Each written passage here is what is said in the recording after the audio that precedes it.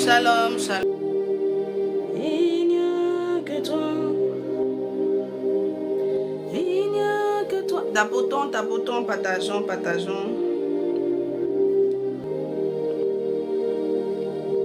Alléluia. Que le nom du Seigneur soit béni.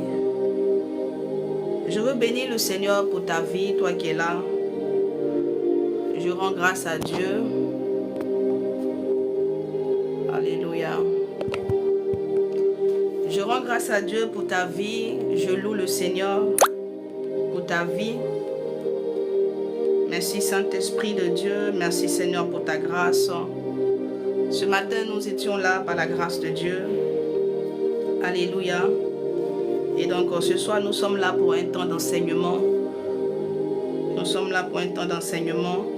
Je crois que le Seigneur encore, par son esprit, par son onction, nous éclairera encore sur le sujet vraiment sur lequel nous sommes depuis que nous avons commencé. Maintenant, ça fait, je crois,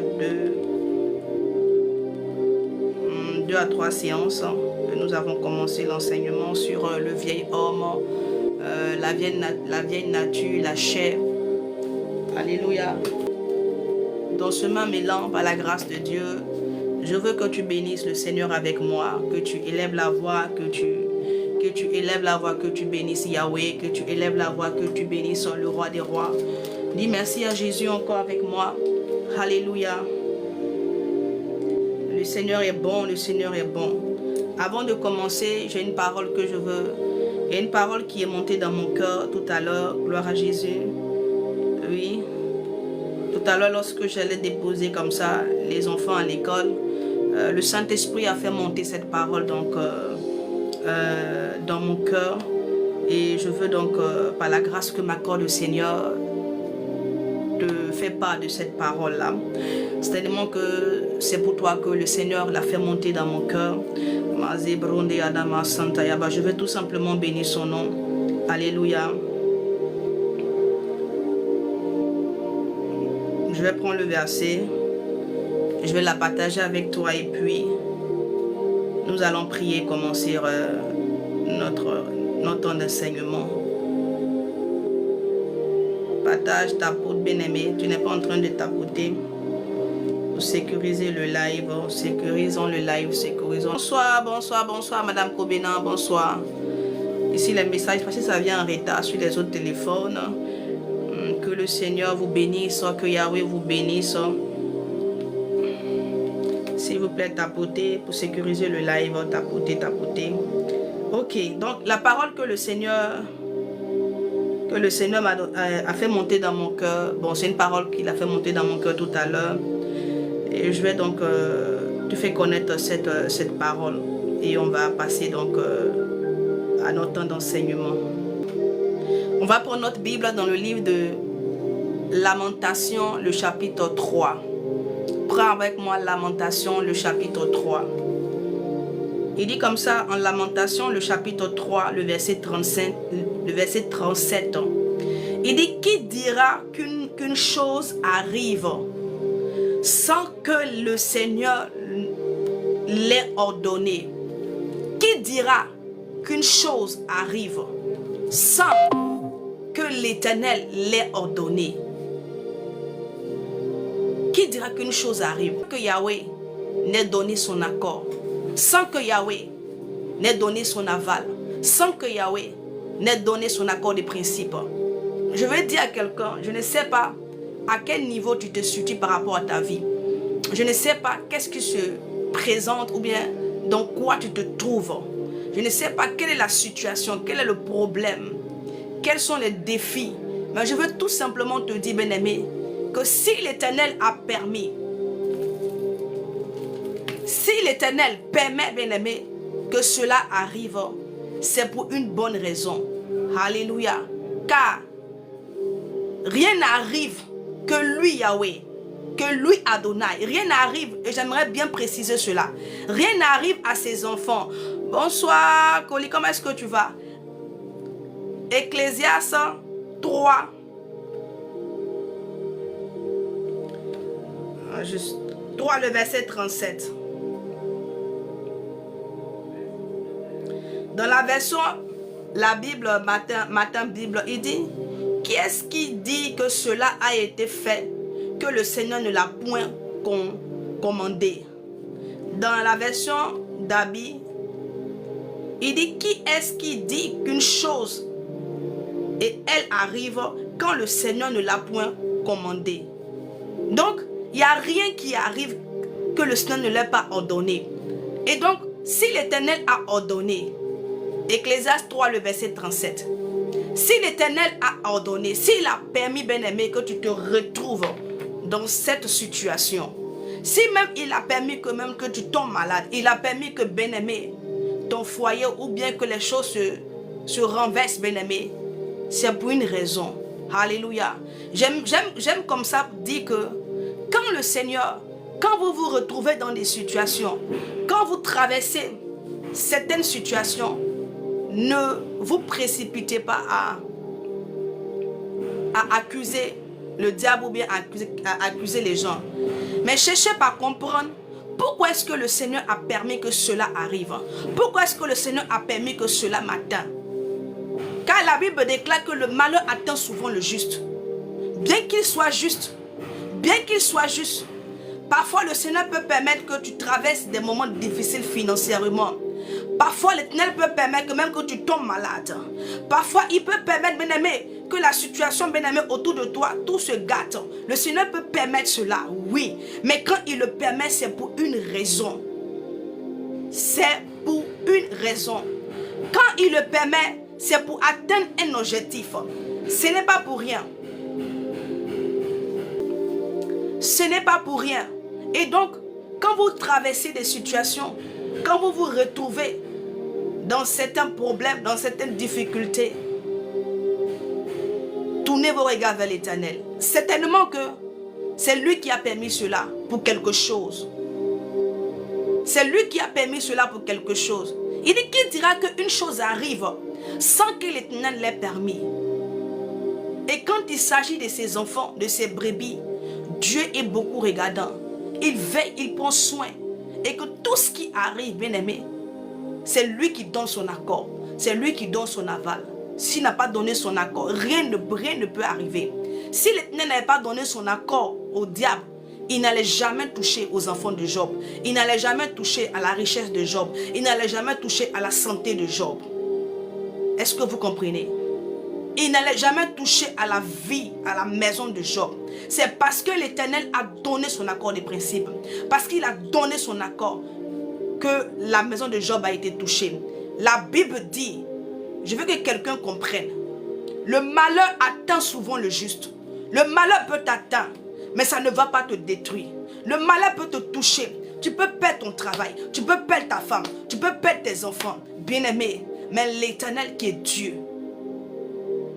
il saura comment faire pour te consoler, pour te retirer, pour t'enlever dans cette situation. Sinon on pourrait dire, mais pourquoi est-ce que Dieu laisse le malheur toucher le juste? Si la personne est juste, pourquoi est-ce que Dieu laisse faire? Pourquoi est-ce que Dieu permet que le malheur le touche d'abord avant d'agir? Il y a une raison en toute chose. Il y a une raison en toute chose. Quand le Seigneur fait quelque chose, quand le Seigneur fait quelque chose, quand tu te retrouves dans une situation, cherche à comprendre quelle est la raison et pourquoi est-ce que Yahweh a permis. Pourquoi est-ce que mon Dieu que je sais, pourquoi est-ce que mon Dieu que j'adore, pourquoi est-ce que le Dieu que je célèbre a permis que cela me touche, a permis que cela m'atteigne, a permis cela, pourquoi? Il faut chercher à comprendre avant d'entrer dans une phase de plainte ou encore de murmure. Cherche à comprendre. Si le peuple d'Israël avait cherché à comprendre pourquoi est-ce que l'Éternel les faisait passer dans le désert, bien aimé, je vous assure qu'ils allaient entrer à Canaan sans problème. S'ils avaient cherché à comprendre pourquoi est-ce que l'Éternel les éprouve, pourquoi est-ce que l'Éternel les éprouvait, bien aimé, s'ils avaient appliqué leur cœur à chercher la raison, ils n'allaient pas périr dans le désert. Ils n'allaient pas mourir dans le désert. Ils allaient entrer à Canaan. Car la Bible dit Il a attiré le cœur de son peuple dans le désert pour parler à son cœur. Et je veux dire à quelqu'un que le Seigneur t'a amené dans le désert. Oui, dans le désert, il y a plusieurs niveaux. Il t'a conduit dans le désert. Peut-être que pour toi, c'est la maladie. Peut-être que pour toi, c'est le chômage. Peut-être que pour toi, bien-aimé, c'est le blocage dans lequel tu es. Ça peut constituer le désert. Oui. Mais si le Seigneur a permis que tu partes dans ce désert-là, c'est pour une raison. Il y a un objectif qu'il veut atteindre. Il veut faire quelque chose. Oui. Parce que ce n'est pas pour rien. Ce n'est pas pour un plaisir qu'il t'a conduit dans le désert. Ce n'est pas pour le plaisir qu'il a fait passer le peuple, qu'il a conduit le peuple d'Israël dans le désert. Ce n'était pas pour un plaisir. Non. Il voulait se faire connaître à ce peuple-là. Il dit, j'ai attiré mon peuple dans le désert pour parler à son cœur. Dieu veut parler à ton cœur. Et je crois que dans cette phase dans laquelle tu te trouves, bien-aimé, applique ton cœur, dispose ton cœur à chercher le Seigneur. C'est quand tu vas chercher le Seigneur, bien-aimé, quand tu vas le chercher, c'est à partir de là, tu le trouveras. Et quand tu le trouveras, tu sortiras de ce désert. Je t'assure. Quand tu vas le chercher, tu le trouveras. Et à partir de là, tu sortiras de ce désert.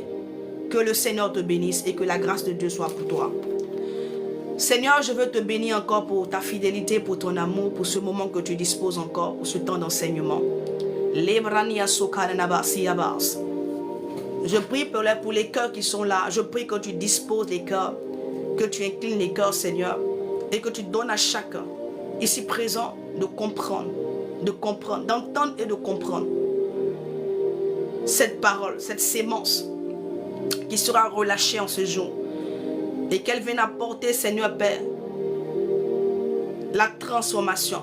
Parce que la parole, elle transforme. La parole, elle transforme. Qu'une vie soit transformée.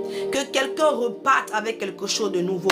Qu'une personne reparte avec un nouveau sentiment. Qu'une personne reparte avec une nouvelle résolution. Qu'une personne reparte, Seigneur Dieu de gloire, avec une nouvelle résolution, Seigneur. Lebraniaso. Donne-moi les mots justes, Seigneur. Et que ton onction, Seigneur, soit avec nous. Que je diminue, que tu croisses. Et parle à nos cœurs en ce jour. Parle à nos cœurs, Seigneur. Viens toucher nos cœurs par ta parole. Viens éclairer nos cœurs par ta parole. Au nom de Jésus. Amen. Nous avons commencé une série sur la chair. Pourquoi est-ce que le Seigneur a voulu que je parle de la chair, bien-aimé? Parce que bien que tu sois né de nouveau, enfant de Dieu, nouvelle créature si tu veux, je vous assure que le combat, il est encore présent. Le combat de la chair. Il y a beaucoup sont ces chrétiens, ceux-là qui ont accepté le Seigneur, qui marchent avec le Seigneur, mais qui sont toujours en train de vivre selon leur chair. Bien-aimé, et le Seigneur vraiment il m'a permis vraiment de partager avec toi cet enseignement pour que chaque enfant de Dieu comprenne. Il faut que nous comprenions que nous ne pouvons pas continuer à vivre comme nous vivons hier. Il faut que nous nous adaptons à cette nouvelle identité que nous avons reçue. Tu dois t'adapter à la nouvelle identité que tu as reçue. Tu dois t'adapter et vivre selon les principes et les règles établies dans ce royaume auquel tu appartiens. Tu ne peux pas continuer à marcher selon ta chair. Tu ne peux pas continuer à vivre comme celle ou celui que tu étais autrefois. Quand tu te regardes dans le miroir, quel est le changement que tu vois? Est-ce que tu apprécies celle que tu es devenue aujourd'hui? Est-ce que tu apprécies l'homme que tu es aujourd'hui? Parce que quand je parle d'aujourd'hui, je parle du fait que tu aies accepté Jésus-Christ. Il y a de cela 20 ans, il y a de cela 10 ans, il y a de cela 5 ans. Mais est-ce pourtant, bien-aimé, qu'il y a eu un changement dans ta vie? Est-ce qu'il y a eu ce changement-là? Est-ce que toi-même, merci beaucoup, est-ce que toi-même tu constates ce changement-là? Est-ce que quand tu te regardes, tu peux dire oui, quelque chose est parti, l'orgueil est parti, la peur est partie, la timidité est partie. Est-ce qu'il y a des choses qui ont été enlevées, qui ont été retirées? N'es-tu pas en train de marcher selon ta chair?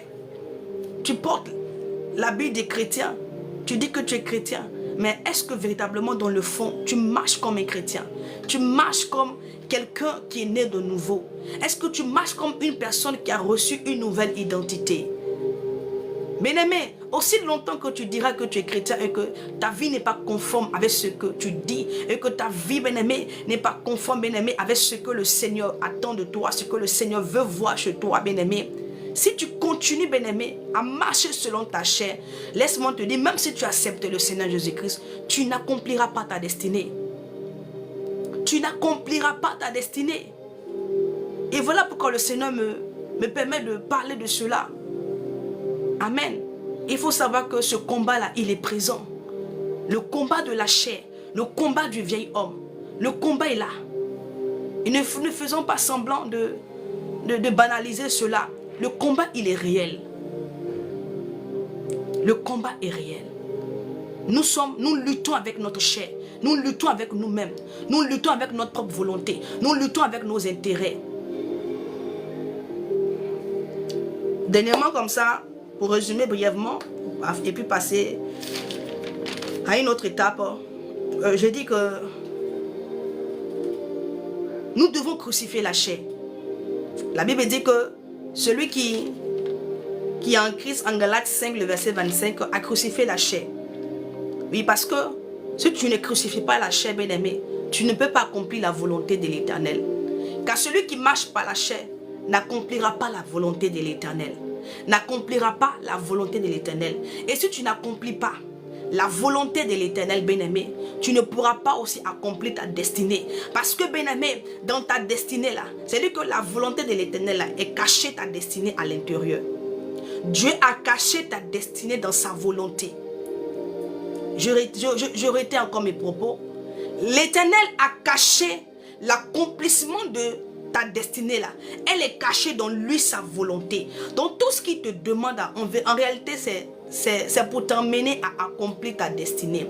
Quand il te demande de faire quelque chose, c'est tout simplement pour t'emmener, pour te propulser dans ta destinée. Et donc ta destinée là, elle est cachée dans la volonté de l'Éternel. Et donc celui qui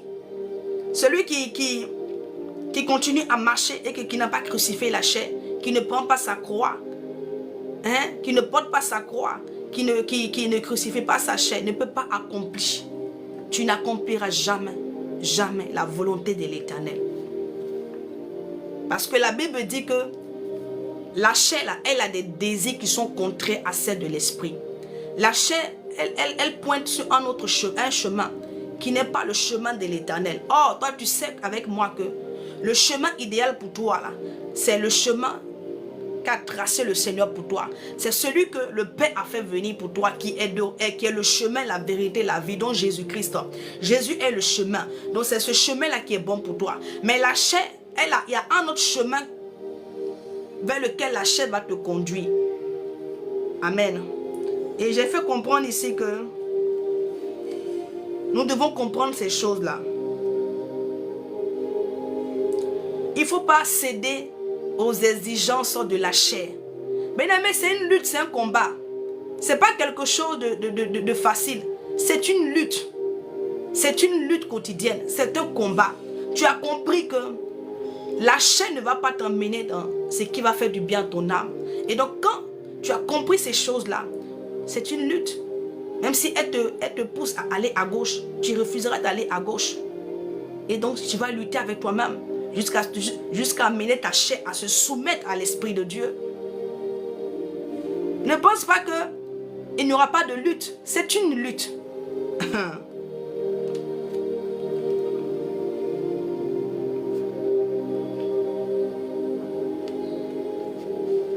Et j'ai dit aussi que c'est vrai que le Seigneur nous a dit, quand il a créé l'homme, c'était que l'homme domine. Cela, nous tous on connaît ça. Hein? C'est pour que tu puisses dominer. Mais est-ce que tu sais que en marchant selon ta chair, là, tu ne pourras pas dominer sur ton territoire? Amen. En marchant selon ta chair, tu ne pourras pas dominer sur ton territoire. Ta chair, elle va t'empêcher à dominer. Oh, tu as été créé pour dominer. Mais parce que tu marches par ta chair, bien-aimé, tu ne pourras pas dominer. il te sera impossible de dominer sur ton territoire. De dominer sur ton territoire. Bien que tu aies été appelé à dominer. Bien que tu aies été appelé à marcher sur les serpents et sur les scorpions. Mais comment tu peux marcher sur les serpents et sur les scorpions? Comment tu pourras marcher sur les œuvres du diable si toi-même tu ne prends pas à ses œuvres? Parce que marcher par la chair, c'est prendre part aux œuvres du diable. Donc tu ne peux pas marcher, bien-aimé, selon la chair, accomplir les passions de la chair et croire que toi tu pourras marcher sur les œuvres du diable et croire que tu pourras marcher sur le serpent, mais il va te piquer. Est-ce qu'on se comprend? Alléluia. Donc voilà une raison pour laquelle quelqu'un ne peut pas continuer à vivre comme il était autrefois. Voici une raison pour laquelle quelqu'un ne peut pas continuer à marcher selon sa chair, à se plier aux caprices de sa chair, mais qu'il doit vraiment la crucifier. Crucifier le vieil homme. Faire mourir, faire taire la voix de la chair. Faire taire la voix de la chair. Emmener la chair à se soumettre. L'apôtre Paul a dit, il dit, je traite durement mon corps. Il parle de sa chair, il parlait du vieil homme. Il parlait du vieil homme. Que tu sois le plus grand des prophètes, on a tous cette lutte-là. On est tous dans ce combat avec la chair. Oui. Parce que même l'apôtre Paul a dit, il dit, je traite durement mon corps. Donc il lutte avec sa chair. Il luttait avec sa chair parce qu'il a compris que étant devenu une nouvelle créature, une nouvelle création, il ne pouvait plus. Il ne pouvait plus, bien-aimé, retourner encore dans les plaisirs dans lesquels la chair le conduisait autrefois. Et donc c'était une lutte. Alléluia. On va continuer. Le verset phare, c'est Galates 5. On va prendre le verset. Galates 5, le verset 25. Alléluia. On peut te dire que tu as une grande destinée. On peut te dire que tu as une grande destinée. Mais si tu marches par ta chair, est-ce que tu pourras accomplir ta destinée? Alléluia. Tu ne pourras pas.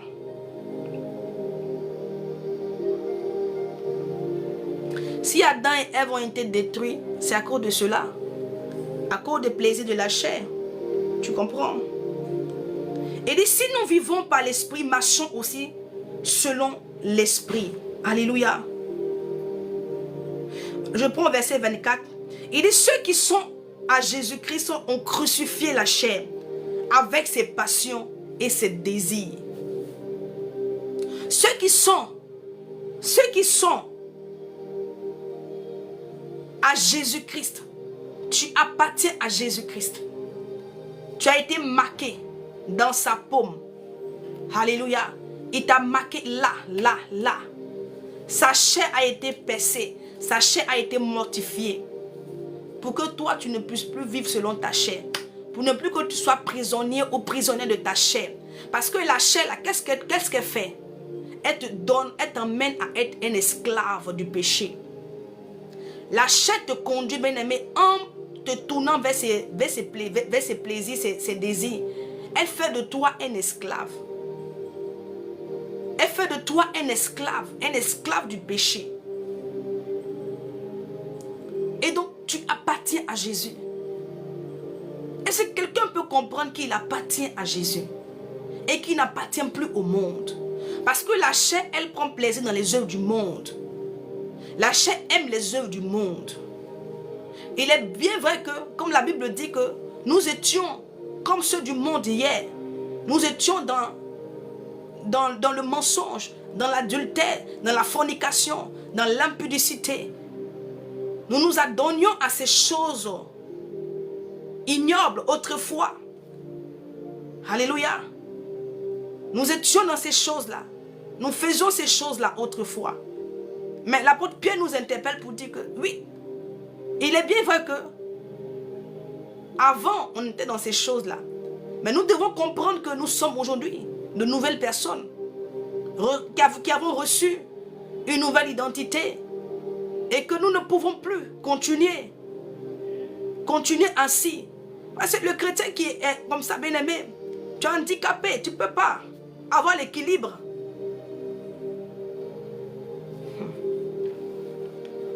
Tu ne peux pas chasser un esprit ou bien à chasser les démons si toi-même tu as leur table.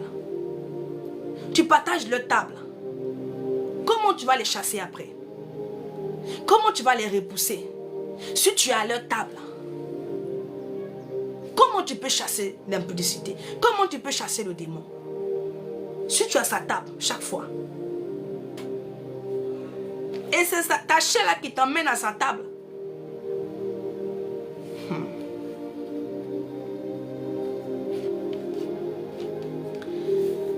Il a dit comme ça en 2 Corinthiens 5, le verset 17. Il dit que si je suis en Christ, je suis une nouvelle création. Je veux que quelqu'un comprenne qui il est. Peut-être que tu n'as pas encore compris qui tu es. Peut-être que tu n'as pas encore compris qui tu es. Voilà pourquoi tu vis façon. Sinon que si tu as compris qui tu es là, tu ne peux pas vivre encore comme tu vis là.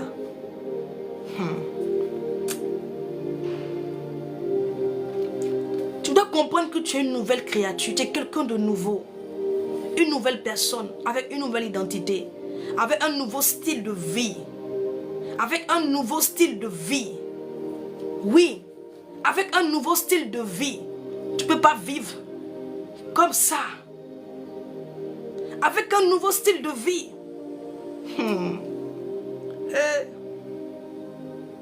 Il faut comprendre cela. Et fais la volonté de Dieu. Et fais la volonté du Seigneur, c'est se laisser conduire par le Saint-Esprit. On va prendre Romains 12, le verset 2. Oui.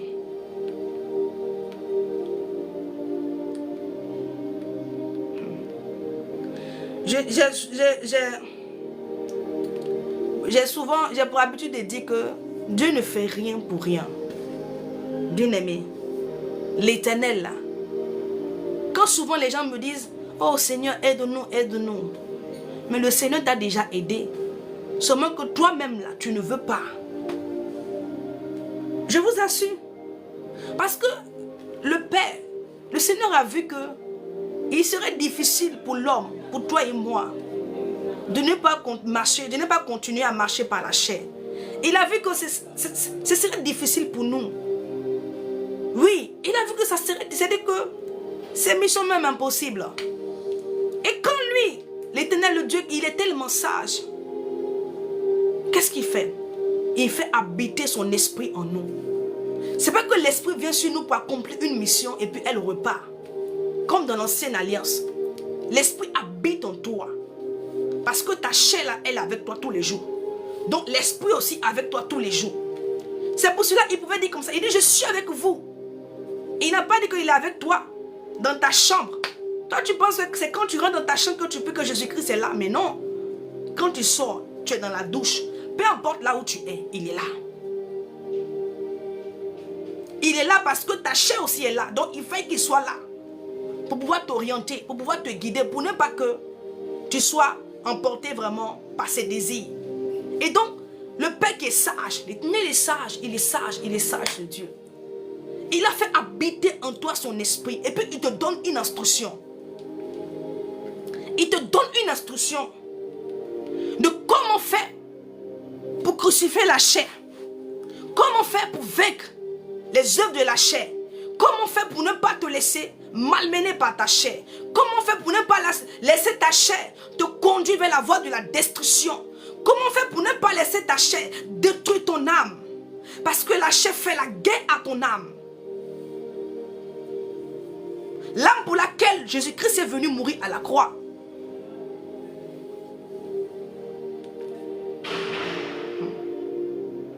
La brandos yaba. Romains 12, le verset 2. Il dit, ne vous conformez pas ne vous conformez pas au siècle présent, mais soyez transformés par le renouvellement de l'intelligence, afin que vous discerniez quelle est la volonté de Dieu, ce qui est bon et agréable et parfait. Afin que vous discerniez quelle est la volonté de Dieu, ce qui est bon, agréable et parfait. Soyez renouvelés dans votre intelligence, dans votre façon de penser, dans votre façon de raisonner. Alléluia. Afin que tu sois amené à discerner la volonté de l'Éternel pour ta vie. Comment est-ce que tu dois marcher? Comment est-ce que Dieu veut que tu marches? On a tendance à dire, Seigneur, fais ça pour moi. Mais est-ce que tu sais que Dieu attend que tu fasses quelque chose aussi?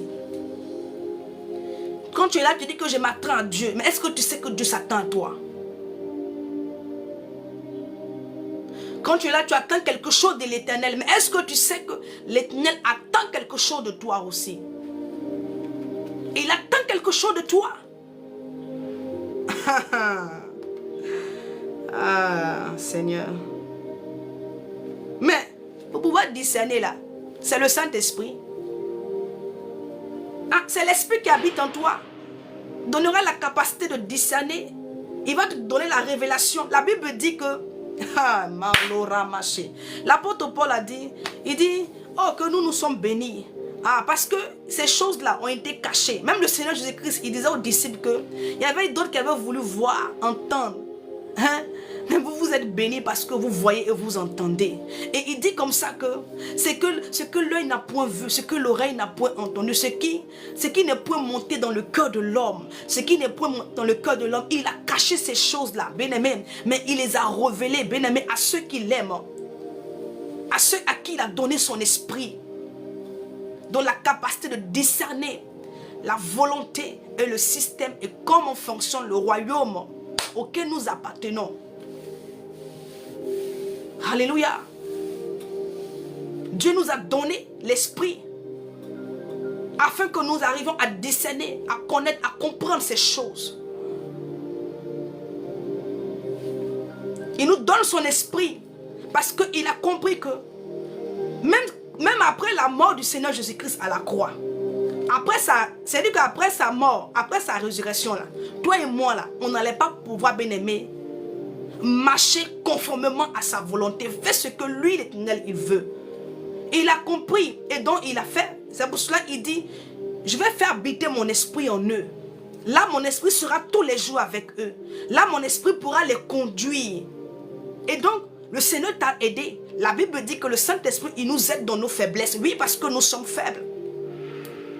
Parce que nous sommes faibles. La chair est faible. La chair est faible. L'esprit est bien disposé.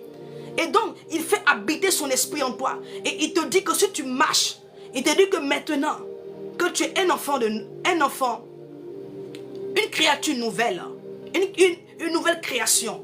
Il te dit, voici comment est-ce que tu dois marcher. Voici comment est-ce que tu dois te tenir. Marcher par son esprit. Il dit de te laisser conduire par le Saint-Esprit. Avant, tu t'es conduit par quoi? Par ta chair. Quand ta chair te dit, va ici, tu pars. Mais il te dit que maintenant, tu ne peux plus aller là où ta chair te demande d'aller. Et il te fait comprendre que la chair, là, elle fait la guerre à ton âme. La chair veut t'emmener, elle veut te ramener sur le joug des sorciers. La chair veut te ramener sur le joug, bien-aimé, du péché.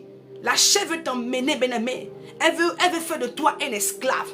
Elle veut faire de toi quelqu'un qui sera dominé, quelqu'un qui sera assujetti. Et donc, il te donne les raisons pour lesquelles il te dit de ne pas marcher par ta chair. Et il te dit, il faut crucifier ta chair. Il faut prendre ta croix. Il faut le suivre. Il faut mettre ta chair sur la croix. Et puis que ton oreille soit sensible à la voix de l'esprit. Et puis marche par l'esprit de Dieu. Quand le Seigneur te dit, il te dit, va à gauche. Va à gauche. Ne cherche pas à comprendre. Pourquoi est-ce qu'il me dit d'aller à gauche? Même quand ta chair te dit, va à gauche, tu ne comprends pas, mais tu t'en vas. Ta chair te dit, il faut aller à droite. Tu ne comprends pas, mais tu bats quand même. Or, tu sais qu'elle va te mettre toujours dans des problèmes.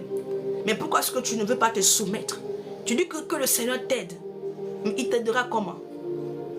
Il t'aide déjà par son esprit qu'il a fait habiter en toi. De quelle aide toi tu parles encore?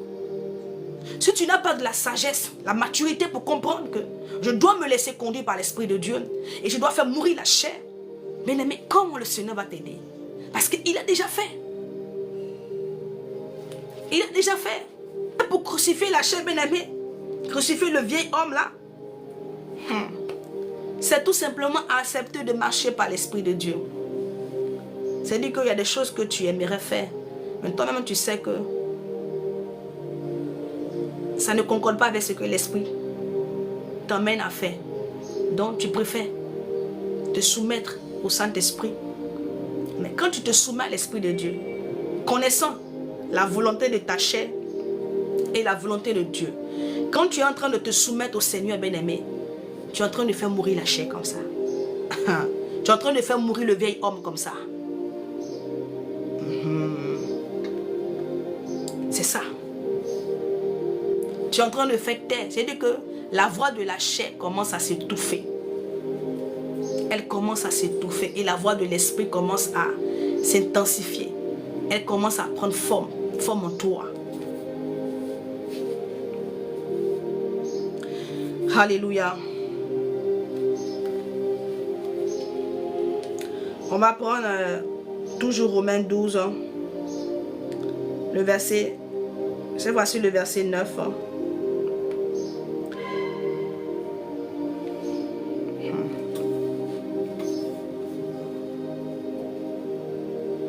Il dit que la charité soit sans hypocrisie, ayez le mal en horreur, attachez-vous fortement au bien. Alléluia.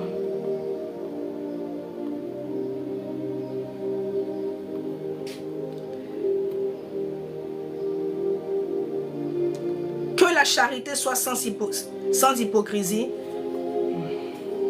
C'est le verset. Ok, attends, je prends le verset.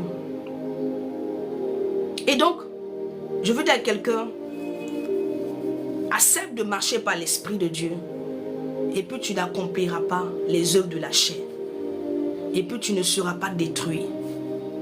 Oui. Le Seigneur a dit de ne pas nous venger. Il dit ne vous vengez pas. C'est le verset là que je vais prendre.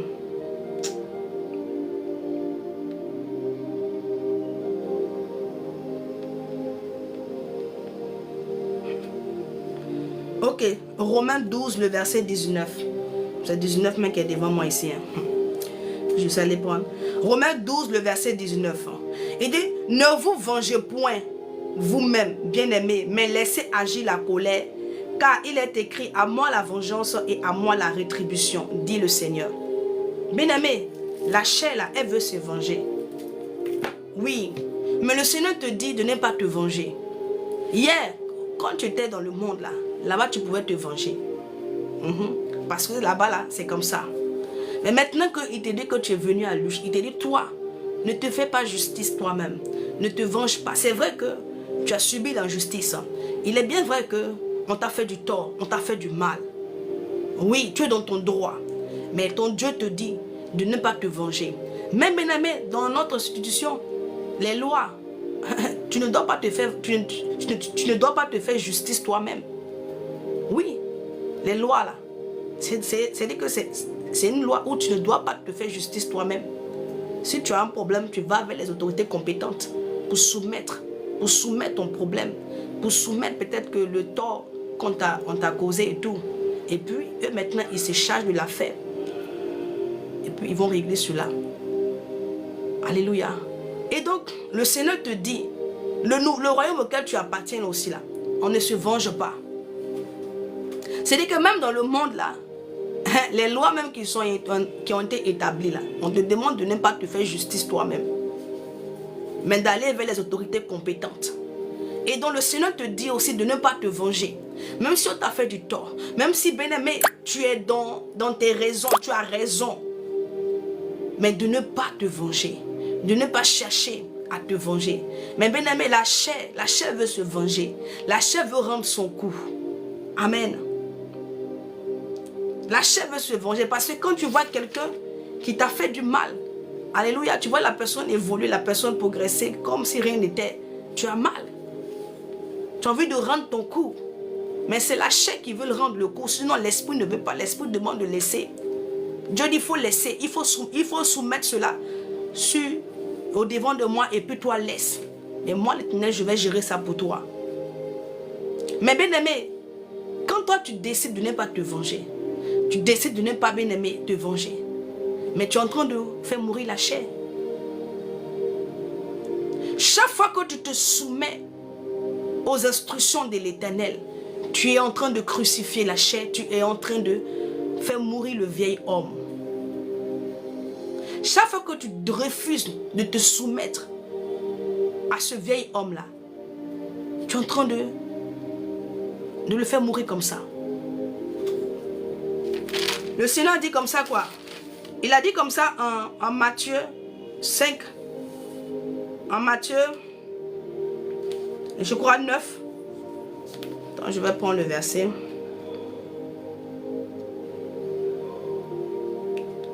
Et là, il nous dit quoi? Il nous dit de prier pour ceux qui nous...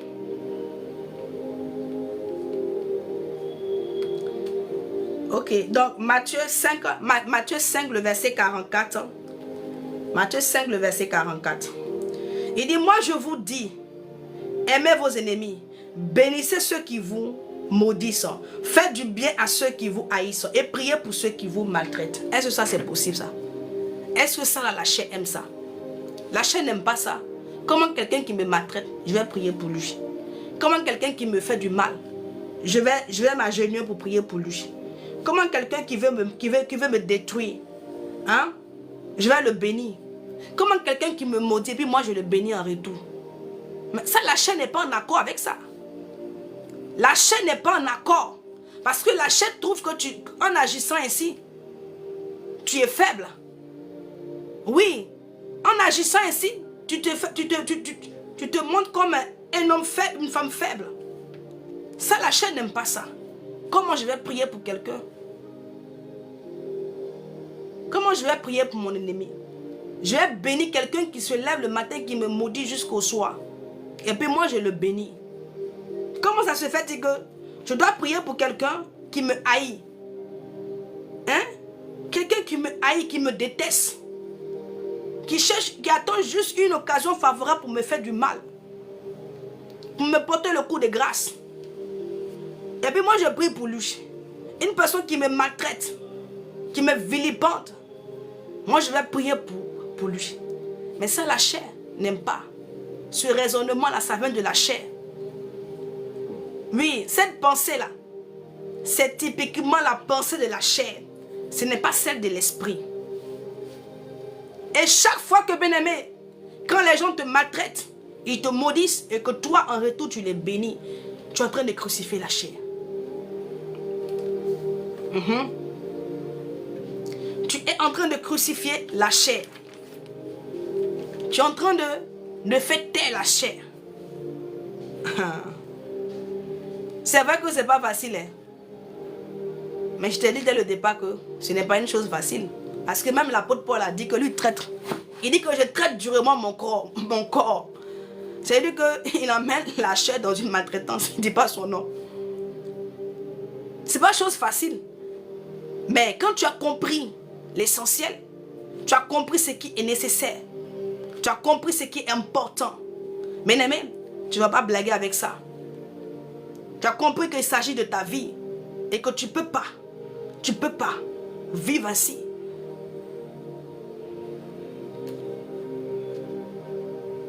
C'est ça. Quand tu agis comme ça, bien aimé, c'est la mort à soi. La mort, mourir à soi-même, là, c'est ça. C'est-à-dire qu'on te fait des choses qui auraient pu te mettre dans un second état. Mais tu regardes et tu ris. Tu regardes. Et puis, ça ne te dit, c'est-à-dire que ça ne te dit absolument rien. Dans le sens où tu n'as pas envie de réagir. Tu sais, souvent quand quelque chose te dépasse, tu n'as même, les mots même, tu ne trouves pas les mots. Quand une action te dépasse, là, même les mots, tu ne les trouves pas. C'est-à-dire que même les forces te lâchent. C'est comme ça. C'est-à-dire qu'on t'insulte et puis tu ne peux pas répondre. C'est-à-dire que tu perds les forces. Parce que tu es en train de faire mourir ce vieil homme-là. Cette vieille nature. C'est ça la mort à soi. La mort. La Bible dit que le grain de blé qui est tombé en terre, s'il ne meurt, il ne peut pas porter de fruits. Pourquoi les chrétiens ne portent pas de fruits? Parce que la chair n'est pas crucifiée. Parce que la chair n'est pas crucifiée. Comment vous allez porter des fruits? Comment tu vas porter des fruits? La mort à soi. Mourir à soi-même. C'est-à-dire que fait mourir l'orgueil. L'orgueil, la colère. Tous ces sentiments néfastes. Tous ces sentiments néfastes qui sont là pour combattre ton âme. Qui veulent te ramener sur le joug du péché.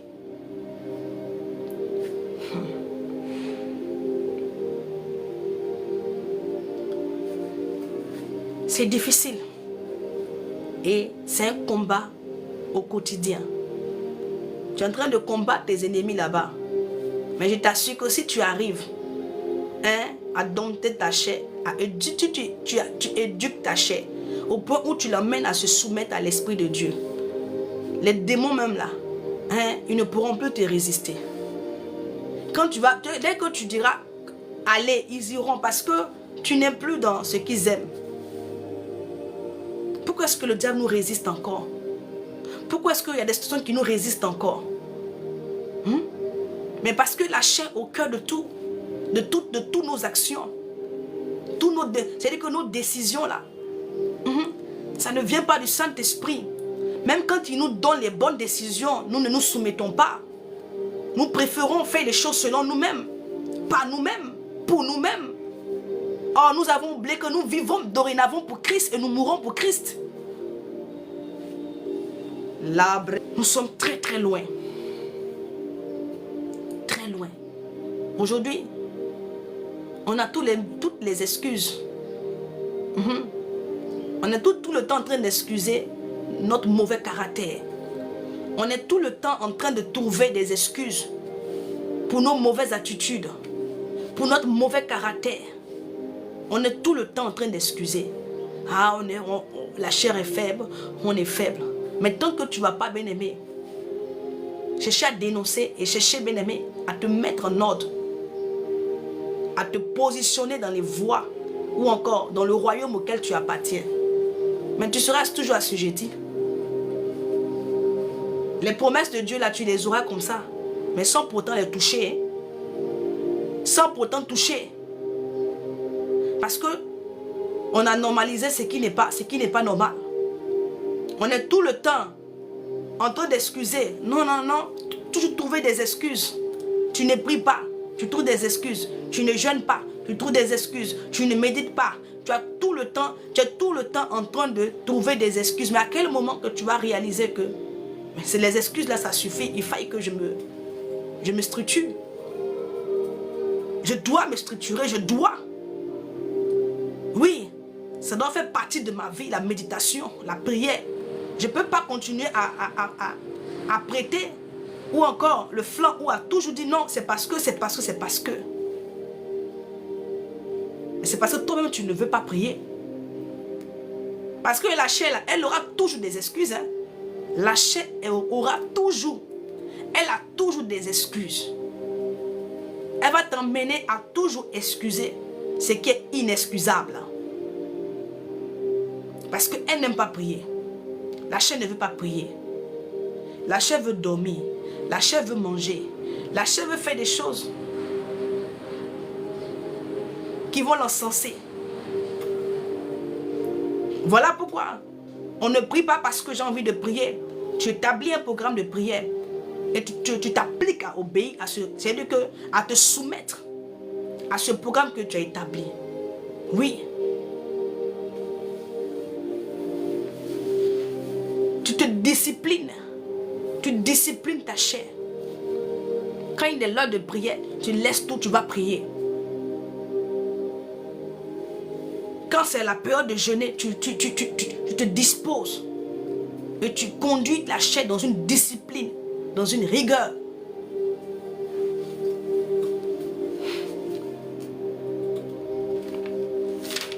Alléluia.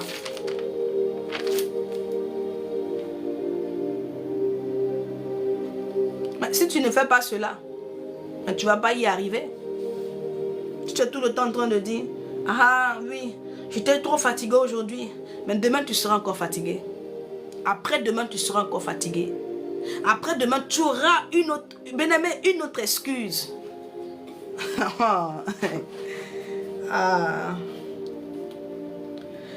Vraiment, la raison pour laquelle vraiment je peux dire que les gens, le chrétien, né de nouveau, continue à marcher par la chair, continue à faire les choses selon sa chair. J'ai compris que les gens n'ont pas encore compris véritablement. Les gens n'ont pas encore compris véritablement le sacrifice de Jésus-Christ à la croix. Oui.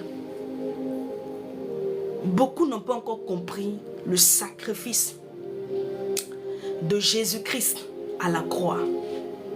On n'a pas encore compris. Voilà pourquoi on peut se permettre de vivre de telle manière. Voilà pourquoi on peut se permettre certaines légèretés. Voilà pourquoi on peut se permettre d'être léger. Voilà pourquoi on peut se permettre d'être léger, ainsi d'être léger. Parce qu'on ne réalise pas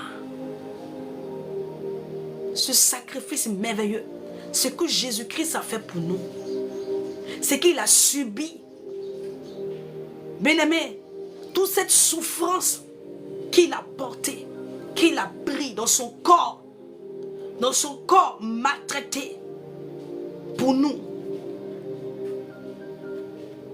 Oui. Et je vous assure que vivre de vaine manière, c'est négliger le sacrifice de Jésus-Christ pour toi à la croix. Toi qui vis comme tu veux, tu disposes de ton corps comme tu veux. La Bible dit que tu es le temple de Dieu. Tu es son temple. Est-ce que là où tu dors, là, tu prends les ordures pour venir verser sur ton lit? Mais que non. Est-ce que là où tu dors, tu n'assainis pas l'endroit? Tu ne nettoies pas pour que ça soit propre, convivial, pour qu'il fait bon vivre à l'endroit? Est-ce que tu prends les ordures, quand tu manges la banane, tu jettes ça sur ton lit ou même tu jettes ça là-bas? Mais de la même manière que tu prends soin de là où tu te couches, tu dois comprendre que tu es le temple de Dieu et que ce temple-là, tu ne peux pas te permettre de faire n'importe quoi avec ce temple. Tu ne peux pas faire n'importe quoi avec ce temple-là. Parce que dans ce temple-là, il a fait habiter son esprit. La Bible dit qu'il jalouse l'esprit qu'il a fait habiter en nous. Toi-même, tu refuses de dormir avec la saleté. Mais tu veux que le Saint-Esprit ne regarde. Tu vas chercher un colocataire au Saint-Esprit. Mensonge. Pour venir cohabiter le Saint-Esprit. Tu es un territoire. Et deux entités ne peuvent pas cohabiter sur ce territoire. Voilà pourquoi la Bible dit que quand on chasse un démon, quand il parle, quand on le chasse, il s'en va. Il va prendre 7 autres démons pour venir parce qu'il veut occuper toute la place. Il ne veut pas cohabiter avec un autre esprit qui n'est pas comme eux. Maintenant, toi, tu es le temple de Dieu. Ton corps est le temple du Saint-Esprit. Et puis toi, tu vis comme tu veux. Et tu veux qu'on prie pour toi, pour que le Seigneur déverse ses grâces dans ta vie. Qu'on te soutienne, parce que la chair est faible. Mais tout le monde peut dire que la chair est faible. On peut trouver ce prétexte pour dire que la chair est faible, mais cependant, le Seigneur nous demande de faire mourir la chair. Il nous demande de ne pas vivre selon la chair. Oui. C'est une lutte, et chacun lutte. C'est un combat, et chacun bataille. Il faut que tu comprennes. Tu penses que ça va être facile? Tu crois que ça sera facile? Ça sera comme un gâteau sur la table? Non. C'est une lutte. Et tu dois comprendre dans quelle lutte tu es. Beaucoup nous négligeons le sacrifice de Jésus-Christ. Parce que par notre façon de vivre là, c'est piétiner ce que Jésus-Christ a fait à la croix. Oui. Et tu continues à t'affectionner à la chair. On dit affectionne-toi aux choses d'en haut. Il faut t'affectionner à ce qui est en haut. Le plus souvent, quand le Seigneur a dit, il dit recherchez le royaume et la justice de Dieu. Mais le chrétien recherche d'abord les bénédictions avant de chercher le royaume. Le chrétien d'aujourd'hui, il est focalisé sur la bénédiction. Il n'est pas focalisé sur le royaume. Il faut chercher d'abord le royaume. Cherche le royaume. Et tu auras la bénédiction.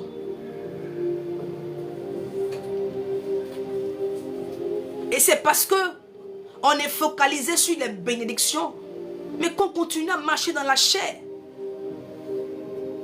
Ah oui. Voilà pourquoi nous continuons à marcher dans la chair. Nous continuons, bien-aimés, à nous affectionner à ses désirs, à sa volonté. Parce qu'on ne cherche pas d'abord en haut. Il dit rechercher premièrement. C'est-à-dire que ta première quête là, c'est ce qui est en haut. La justice. Le royaume. Mais quelle est toi ta quête? Qu'est-ce que toi tu cherches? La preuve, je te donne un exemple. Quand tu ne pries pas, quand tu perds ta vie de prière, quand tu perds cette vie de consécration, est-ce que ça t'alarme? Non. Parce que pour toi, c'est pas grave. Mais si tu perds ton travail, mais tu vas allaiter tout le monde. Si tu perds de l'argent, mais tout le monde sera au courant. Oui. Tu vas allaiter tout le monde. Mais tu perds ta vie de prière, ta vie de consécration. Ça ne te dit absolument rien. Tu n'arrives plus à prier, tu n'arrives plus à jeûner. Tu sens comme un vide, tu sens comme une odeur. Mais tu ne cherches pas à résoudre ce problème parce que pour toi, ce n'est pas grave. Mais voici ce qui démontre que ce n'est pas les choses du royaume qui t'intéressent. Voici ce qui démontre que ce n'est pas les choses du royaume là qui t'intéressent. C'est-à-dire que tu n'entends plus la voix de l'esprit. Tu constates que c'est plutôt ça. Mais ça, c'est pas ton problème.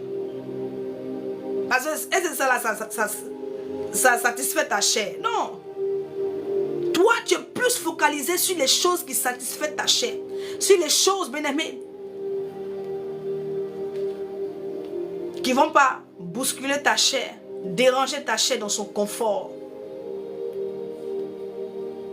Voici la raison, voici ce qui démontre que toi, c'est ce qui est en bas là, tu cherches d'abord. Mais voici pourquoi vous n'avez pas, vous n'obtenez pas. Voici pourquoi vous n'obtenez pas. Et l'apôtre Jacques a été clair là-dessus. Il dit vous demandez, puis vous demandez mal. Parce que quand vous demandez, c'est pour satisfaire la chair. C'est pas pour le royaume. Tu demandes des dons là, est-ce que c'est pour mettre cela, c'est pour le royaume? C'est pour toi-même, ta propre gloire. Tu penses que Dieu va te donner? Il ne te donnera pas. Il ne te donnera pas.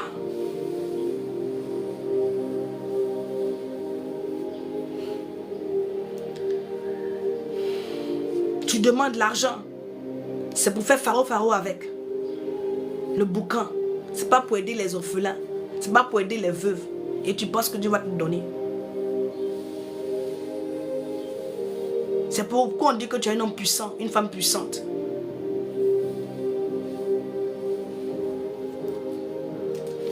Que tu sois le parrain dans toutes les cérémonies, dans les choses du monde. C'est les choses comme ça là que tu aimes. Des choses comme ça. Recherchez premièrement le royaume et la justice de Dieu. Quand tu recherches le royaume, tu ne peux plus marcher selon ta chair. Quand tu recherches le royaume, tu vas faire mourir la chair. Tu vas faire mourir le vieil homme. Tu vas crucifier la chair. Même si c'est dur. Même si c'est dur. C'était dur pour l'apôtre Paul. Il dit, je traite durement mon corps. Je traite durement mon corps. Je traite durement.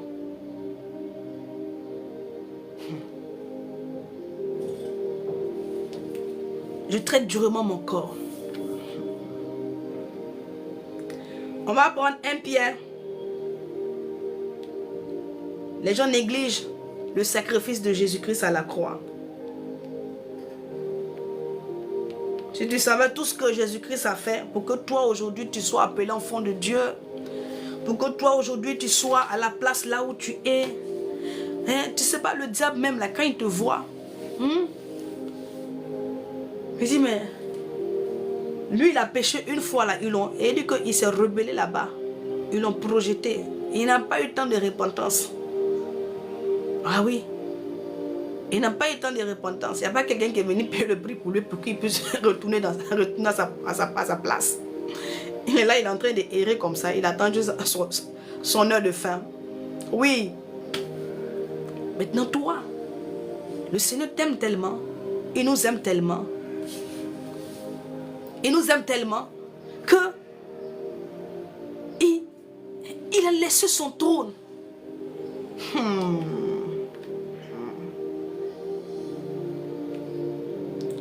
Il a laissé son trône. Il laisse son trône là-bas comme ça. Bien-aimé. Et puis vient. Il dit non, je dois sauver mes enfants. Je dois les sauver. Je ne peux pas les laisser. Laisser le diable continuer à les malmener. Il doit regagner la bergerie. Le Seigneur vient. Son corps est mortifié. Maltraité. Il est venu, il a souffert. En 1 Pierre 4, le verset 1. 1 Pierre, le chapitre 4, le verset 1. Il dit ainsi donc, Christ ayant souffert dans sa chair. Mais bien aimé, c'est la souffrance là dans laquelle tu es, où tu es en train de crucifier le vieil homme. Mais quand tu es en train de crucifier la chair, bien aimé, tu vas sentir cela. Ah oui.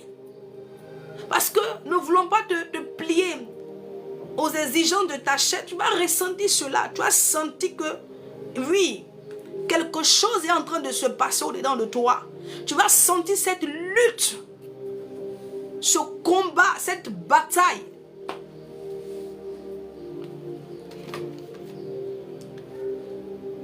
Il dit ainsi donc, ayant souffert dans la chair,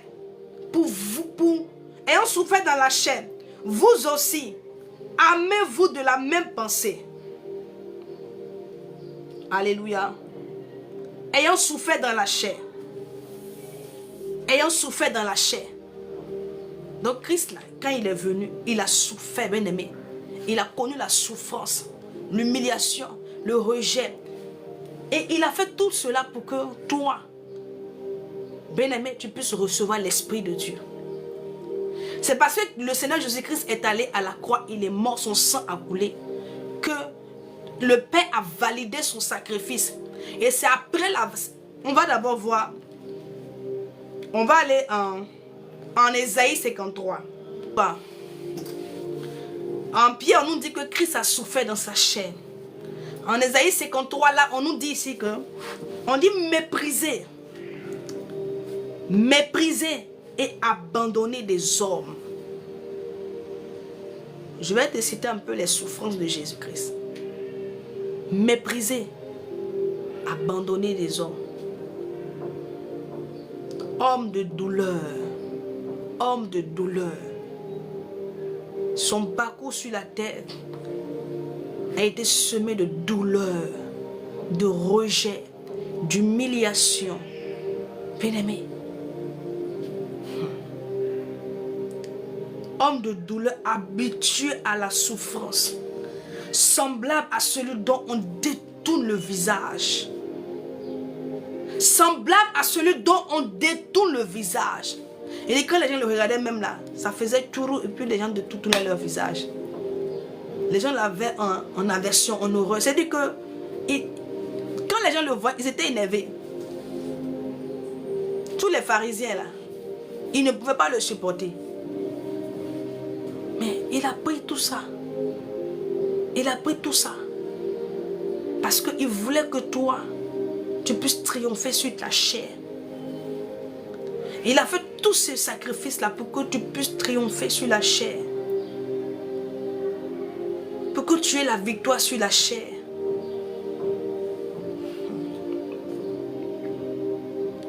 Homme de douleur et sachant,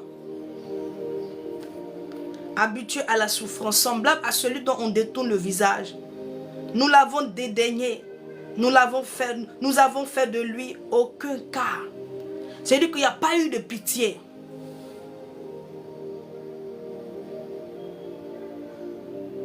Il n'y a pas eu de pitié. Ils n'ont pas eu de compassion pour lui. Aucune retenue en ce qui le concernait. Ils sont allés jusqu'au bout. Ah oui. Il a supporté. Le Seigneur a supporté.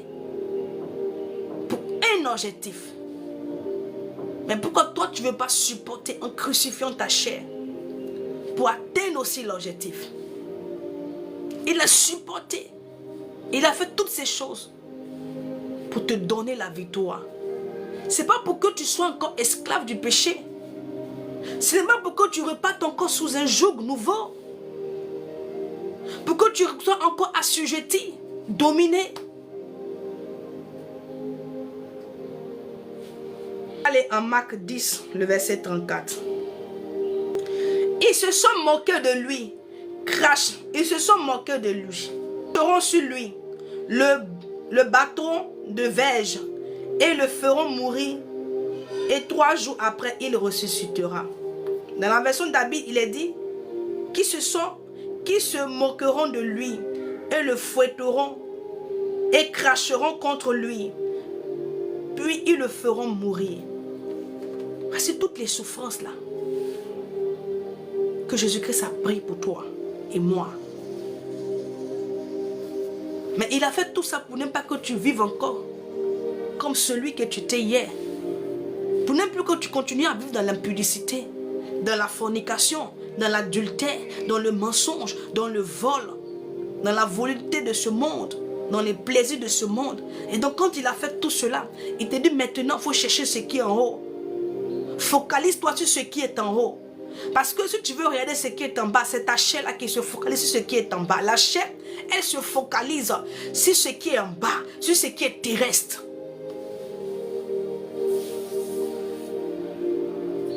Sur ce qui est terrestre. Voici là où la chair, c'est-à-dire que c'est dans cette direction où la chair se focalise, sur ce qui est terrestre. Il te dit, toi, focalise-toi sur ce qui est en haut. Et il te donne son esprit pour que tu puisses mieux te focaliser, te situer, te positionner sur les choses, en ce qui concerne les choses d'en haut.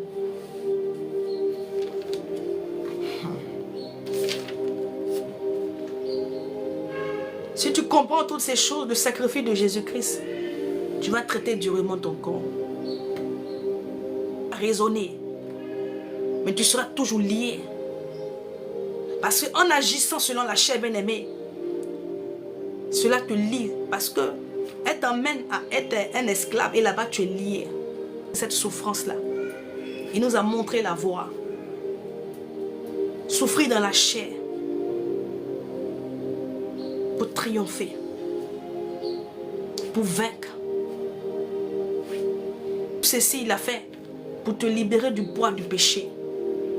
La Bible dit en Colossiens que tout ce qui nous condamnait, tous les actes qui subsistaient contre nous, nos actes, nos actions autrefois, qui parlaient contre nous, il a tout cloué à la croix, dans sa chair. Il a cloué tout à la croix. pour que tu vis en homme nouveau, en femme nouvelle.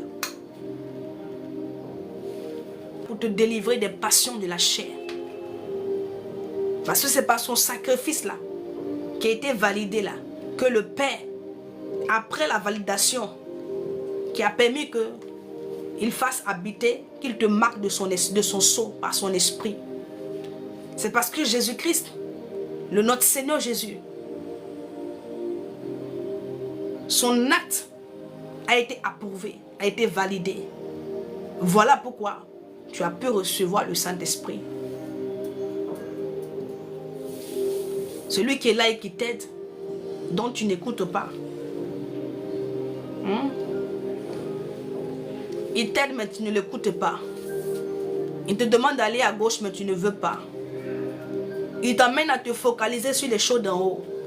Au milieu de la nuit, il te réveille. Il te conduit dans la parole de Dieu. Pour que tu sois renouvelé dans ton intelligence.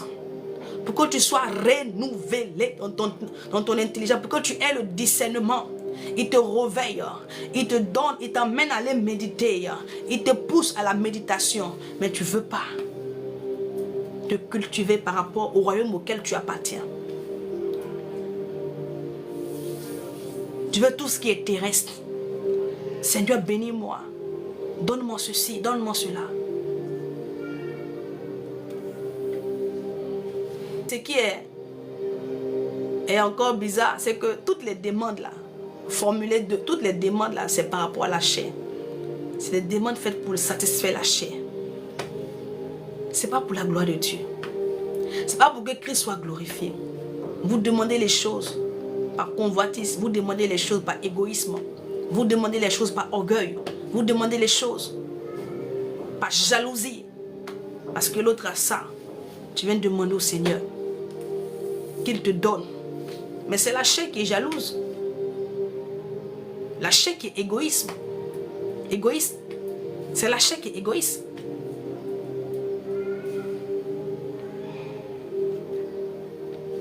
Je dis à quelqu'un, le Seigneur Jésus-Christ est venu mourir à la croix pour nous donner une position. Alléluia. Dans le royaume. Pour nous réconcilier avec le Père. Avec lui-même, avec le Père. Selon qu'il est écrit en 2 Corinthiens 3, le verset, 2 Corinthiens 5, le verset 18. Pour t'amener à accomplir le but pour ta vie sur terre. Pour t'emmener à accomplir le but pour ta vie sur terre. Si tu marches par la chair, bien-aimée, cette position-là, tu ne pourras plus l'occuper. Parce que la Bible dit que ce qui nous sépare de Dieu, là, c'est le péché. Donc si tu continues à marcher par la chair, bien-aimée, mais tu vas perdre ta position. Est-ce que tu comprends? Quand tu ne connaissais pas le Seigneur, regarde un peu ta situation d'autrefois. Ésaïe 53, verset 6. Il dit quoi? Il dit, nous étions tous errants comme des brebis. Chacun suivait sa propre voie. Sa propre voie. Nous étions tous errants. Errant, tu étais là comme ça. Et puis le Seigneur est venu. Il dit, et l'Éternel a fait retomber sur lui l'iniquité de nous tous. Il parle du Seigneur Jésus-Christ. L'Éternel a fait tomber nos iniquités pour ne plus que toi tu continues à errer comme ça dans ce monde. Pour ne plus que tu sois bien-aimé là comme ça sans objectif, sans but. Pour ne plus que bien-aimé tu vives comme ça, comme un vagabond. Non. Mais pour que tu comprennes que ta vie a un sens. Parce que si tu as été créé pour un but, c'est que ta vie a un sens.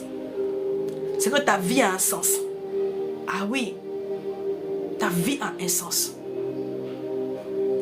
On va conclure cela. Ce que nous venons de voir aujourd'hui avec Galates le chapitre 6 et Romains, Galates le chapitre 6, le verset 8. Celui qui sème pour la chair moissonnera de la chair la corruption. Celui qui sème pour la chair, qu'est-ce que tu es en train de s'aimer? Mais celui qui sème pour l'esprit moissonnera de l'esprit la vie éternelle. La vie éternelle. J'ai envie de te poser la question. Tu es en train de s'aimer quoi?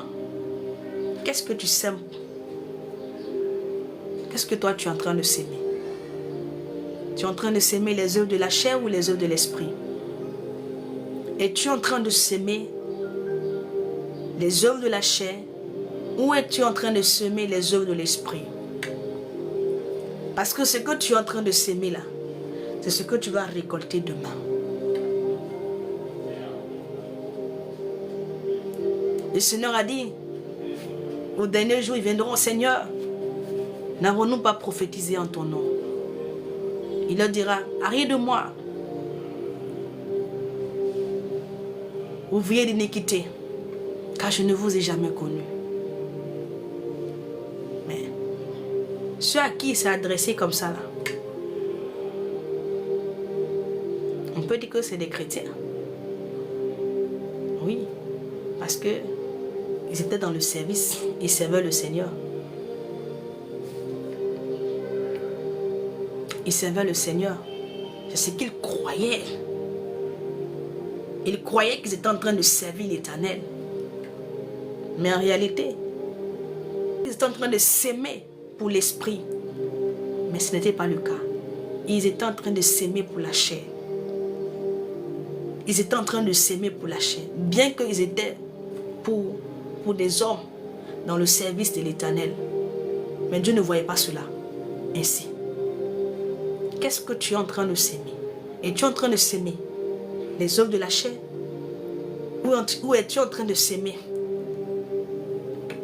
les choses de l'esprit?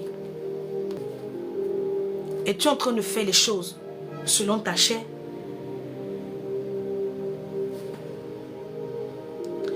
Es-tu en train de faire les choses selon ta chair? Es-tu conduit par ta chair ou es-tu conduit par l'Esprit de Dieu?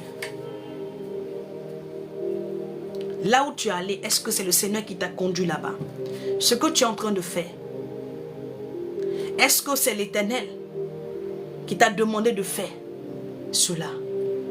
Alléluia. Tu reconnais l'Éternel dans tes voies? Ou est-ce que l'Éternel te reconnaît dans ses voies? Qu'est-ce que nous sémons?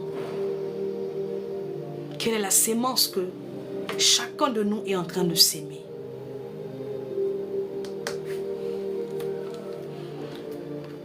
Ok. Je vais nous laisser avec cette réflexion. Et on a déjà fini le verset 14. Il dit, mais soyez revêtus du Seigneur Jésus-Christ et n'ayez point soin de la chair pour accomplir ses convoitises. Soyez revêtus, je dis à quelqu'un, revêt-toi de l'Esprit de Dieu. Soyez revêtus.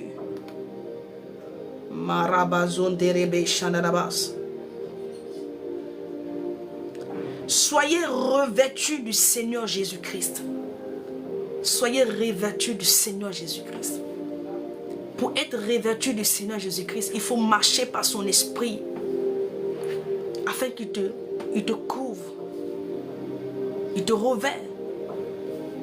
Il faut marcher par l'Esprit de Dieu. Il dit, n'ayez point soin à la chair.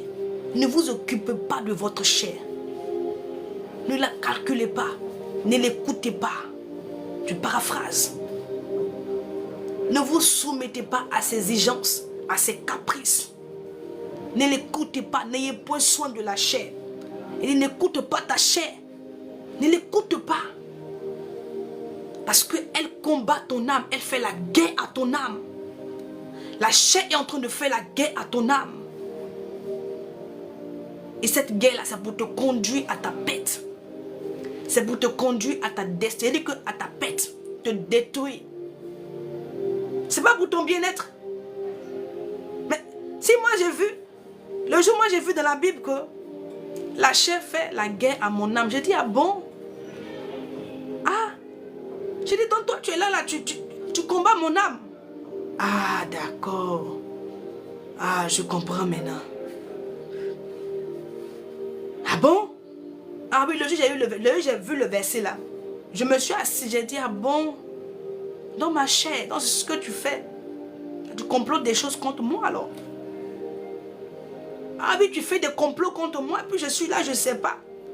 Et puis comme ça, ignorante, je veux te suivre. Oh, tu es en train de faire la guerre à mon âme. Oh, le Seigneur a dit, mon âme l'a dû prier à ses yeux. Toi, tu veux détruire mon âme. Ah, j'ai compris.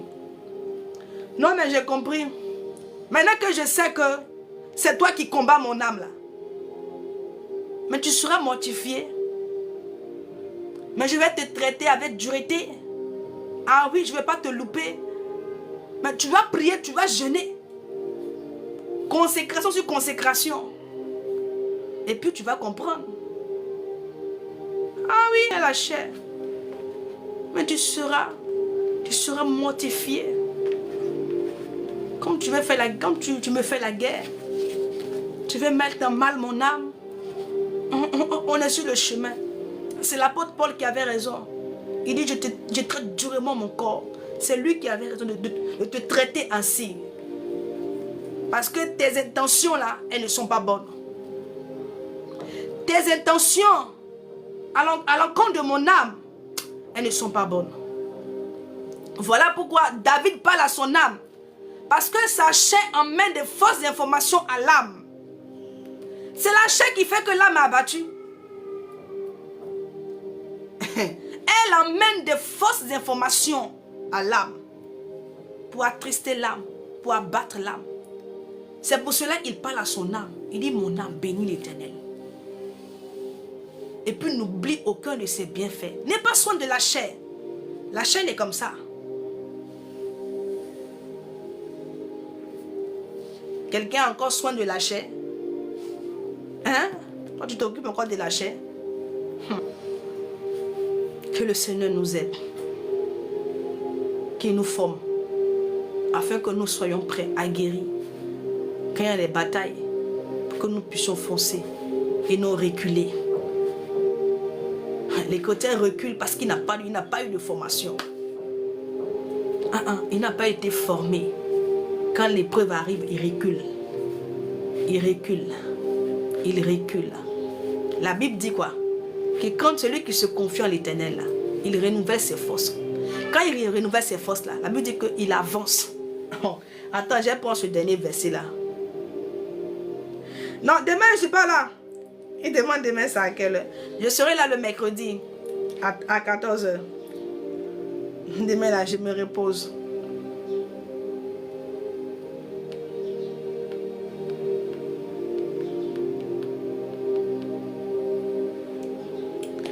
Regarde un peu, je vais te décortiquer un peu ce verset là. Je te ramène dans le contexte dans lequel je suis. Ésaïe 40, verset 31. Il dit, mais ceux qui se confient en l'Éternel renouvellent leur force. Renouvellent leur force. Ils prennent leur envol. Donc, les forces là ne sont pas renouvelées pour qu'ils reculent.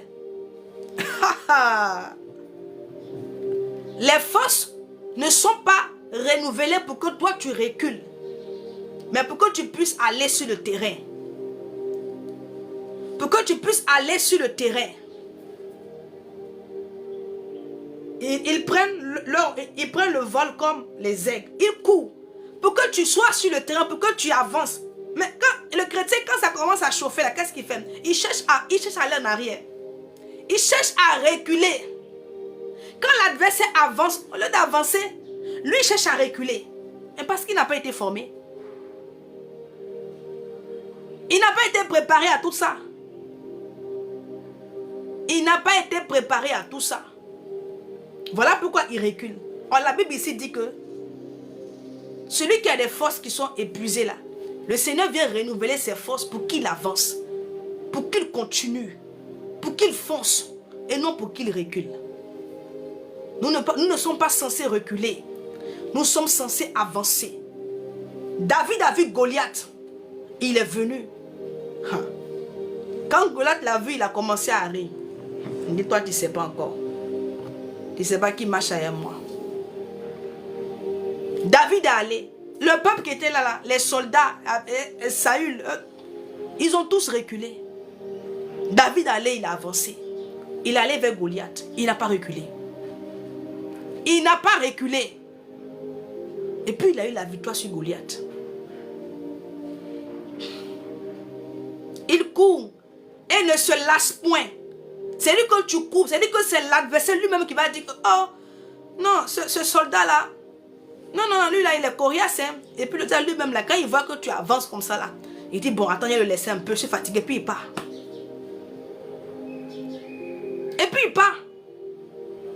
Mais vous avancez un peu seulement net là, un peu d'épreuve net, vous reculez. Il a été formé. Il marche. Elle ne se fatigue point. Il marche, il avance. Il fonce. Il ne s'arrête pas. Il ne s'avoue pas vaincu.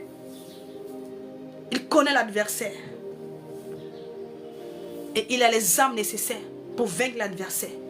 Et donc il avance. Il avance comme un soldat.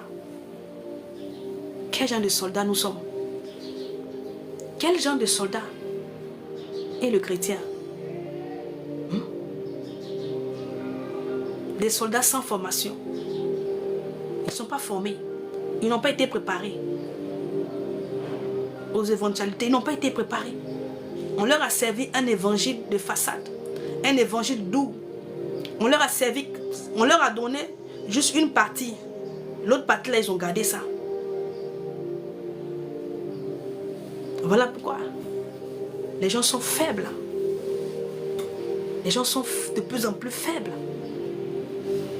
Ils sont de plus en plus faibles. Je vais prier. Seigneur, je te rends grâce pour ce moment que tu as permis. Seigneur, je te prie par ton esprit de nous permettre de comprendre ces choses. Aide-nous, donne-nous la volonté pour marcher selon ton esprit. Nous en avons besoin. Étant devenus de nouvelles créatures, nous ne pouvons pas continuer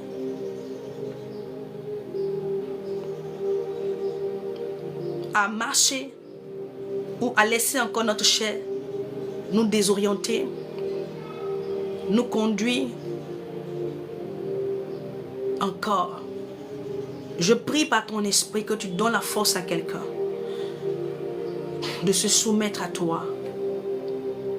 Donne la force à quelqu'un d'accepter cette mort. Accepter mourir à soi-même. Seigneur, aide-nous dans nos faiblesses. Aide-nous à comprendre ce qui est important, ce qui est nécessaire pour nous. Aide-nous à nous inscrire sur la voie que toi tu as tracée pour nous. Bénis ta parole dans la vie de celui ou celle qui est là. Et que cette parole soit scellée dans le cœur de quelqu'un présentement. Au nom de Jésus-Christ.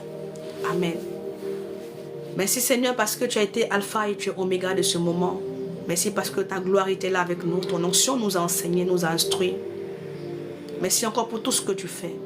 Je veux te rendre toute la gloire, l'honneur. C'est toi qui fais toutes ces choses. Que ton nom soit béni. Que ton nom soit célébré. Visite quelqu'un qui est là. Un homme qui est là, une femme qui est là. Qui est dans son besoin. Seigneur, ouvre la porte des finances pour cette personne qui en a besoin urgemment. Je prie par ton esprit, je prie par ton onction, que cette porte des finances s'ouvre dans la vie de cet homme, dans la vie de cette femme, qui est dans l'urgence, qui est dans l'urgence, qui est dans l'urgence. Manifeste ta gloire au nom de Jésus. Amen. Le Seigneur va faire quelque chose pour quelqu'un qui est dans l'urgence au niveau financier. Il y a une porte qui s'ouvrira avant que la semaine ne s'achève. Le Seigneur va résoudre ce problème-là, ce problème financier. dans lequel tu es. Parce que c'est, j'ai compris, urgence. Je ne sais pas pourquoi le Seigneur a permis que tu te connaisses, donc je peux comprendre que c'est par rapport à cette situation qu'il a permis que tu te connectes. Et donc je veux dire à cette personne-là que le Seigneur, que l'Éternel trouvera cette porte-là. Je ne me pense même pas que on va aller vers jusqu'à samedi. Je vois jusqu'à mercredi comme ça. Jusqu'à mercredi, je vois un déblocage au niveau financier. Alléluia. Que le Seigneur vous bénisse. Nous avons les lives le mercredi.